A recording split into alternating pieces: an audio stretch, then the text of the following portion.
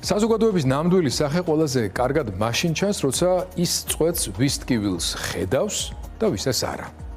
17 მაისი საქართველოში ბოლოხანს მხოლოდ კალენდარული თარიღი აღარ არის. ეს არის დღე, რომელმაც ჩვენ, როგორც საზოგადოება, ძალიან რთული და საჭირო კითხვის წინაშე დაგვაყენა. რას ვეძახით ოჯახს? რას ვეძახით რწმენას? რას ვეძახით ტრადიციას და სად მთავრდება ღირებულებების დაცვა, როცა ის ადამიანის წინააღმდეგ მიმართული ძალის, სიძულვილისა და პოლიტიკური манипуляციის იარაღად იქცევა. მსოფლიოში 17 მაისი ჰომოფობიის, ტრანსფობიისა და ბიფობიის წინააღმდეგ ბრძოლის საერთაშორისო დღეა.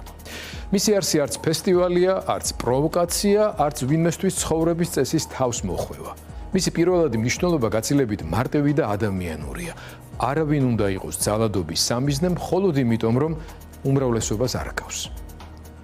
საქართველოში ამ დღის ისტორია განსაკუთრებით მტკივნეულია. 2013 წლის 17 მაისს რამდენიმე ათეული ადამიანის მშვიდობიანი შეკრება იქცა მასობრივი აგრესიის სამიზნედ. ქუჩაში მივიღეთ არა მხოლოდ განსხვავებული აზრის წინააღმდეგ პროტესტი, არამედ ძალადობის ლეგიტიმაციის საშიში სურვილი. მოგვიანებით მომხდარის გამო სინანული სიტყვებიც ითქვა, მათ შორის ეკლესიის წარმომადგენლების მხრიდანაც, მაგრამ სინანული მხოლოდ მაშინ არის ნამდვილი, როდესაც მას დასკვნა მოსდევს. როდესაც საზოგადოება საკუთარ თავს ეუბნება, ეს აღარ უნდა განმეორდეს.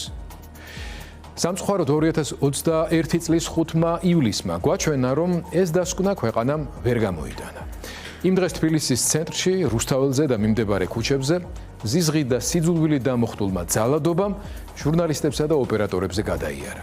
ათეულობით მედიის წარმომადგენელი დაშავდა. მოგვიანებით გარდაიცვალა ოპერატორი ლექსო ლაშკარავა. ეს იყო არა მხოლოდ ჟურნალისტებზე თავდასხმა. ეს იყო სახელმწიფოს, ეკლესიისა და საზოგადოების მორალური პასუხისმგებლობის ტესტი და ეს ტესტი ვერც ერთმა ინსტიტუტმა ვერ ჩააბარა. ძიმია, მაგრამ საჭირო იმის გახსენება, რომ იმ დღეს ძალადობის ეპიცენტრიდან რამდენიმე მეტრში ქაშვეთის ტაძარში მიმდინარე მსახურებას ესწრებოდნენ მღვდელმთავრები, მათ შორის დღევანდელი პატრიარქი შიო მესამე. არავის აქვს უფლება ფაქტების გარეშე ვინმე ძალადობის ორგანიზებაში დაადანაშაულოს, მაგრამ ეკლესიას, როგორც ამ ქვეყნის სულიერი მეხსიერების მატარებელ ინსტიტუტს, 5 ივლისზე გაცილებით მეტი აქვს სათქმელი.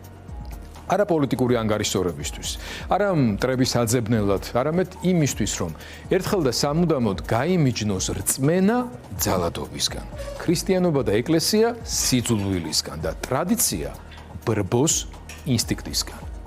ოჯახი მართლა წმინდაა, მაგრამ ოჯახი წმინდა არა ლოზუნგით, არა მსვლელობით, არა ადმინისტრაციული რესურსით და არა პროპაგანდისტული კამერებისთვის. ოჯახი წმინდა და მტკიცია იქ, სადაც არის სიყვარული, ზრუნვა, ერთგულება, პატივისცემა და პასუხისმგებლობა. ოჯახი წმინდა იქ, სადაც დედა ბავშვის სიცოცხლის გადასარჩენად იბრძვის, სადაც მამა საკუთარი შვილისთვის წამალს ითხოვს, სადაც ბებია და ბაბუა ღამეს ათენებენ, რომ მათი შვილიშვილის სიცოცხლე სახელმწიფოს გულგრილობას არ შეეწიროს.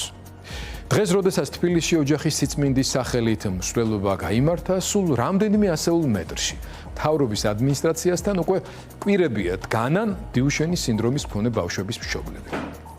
დგანან წვიმაში, ქარში, ღია ცის ქვეშ. ისინი არ ითხოვენ პრივილეგიას, არ ითხოვენ რამე პოლიტიკურ სარგებელს, არ ითხოვენ განსაკუთრებულ პატივს.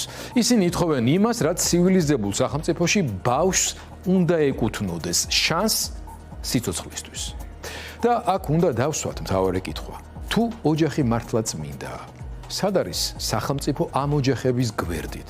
თუ ოჯახი მართლა ღირებულებაა, რატომ დგას დედა ხელისუფლების კართან როგორც შემაწუხებელი პრობლემა? თუ ქრისტიანობა მართლა მოწყალებაა, რატომ რჩებიან ყველაზე დაუცველი ოჯახები მარტო მაშინ, როდესაც მათ ყველაზე მეტად ჭირდება თანადგომა და მოქმედება? დღევანდელი ხელისუფლება ცდილობს 17 მაისი აქციოს არა ოჯახზე ზრუნვის დღედ, არამედ იდეოლოგიურ სპექტაკლად. თითქოს ოჯახის საფრთხეში არა სიღარიბისგან, არა ემიგრაციისგან, არა დაუცველობისგან, არა ავადმყოფი ბავშვისთვის წამლის მიუწვდომლობისგან, არა მოხუცების მარტოობისგან, არა დედებისგან, რომლებიც შვილებს უცხოეთში მუშაობის გამო შორდებიან, არამედ იმ მცირე დაუცველი ჯგუფებისგან, რომლებსაც სინამდვილეში თავად სჭირდებათ ელემენტარული უსაფრთხოება. ეს არის მთავარი ტყუილი. ქართული ოჯახი დღეს ინგრევა არა იმიტომ, რომ სადღაც მოქალაქეთა მცირე ჯგუფი ძალადობისგან დაცვის უფლებას ითხოვს.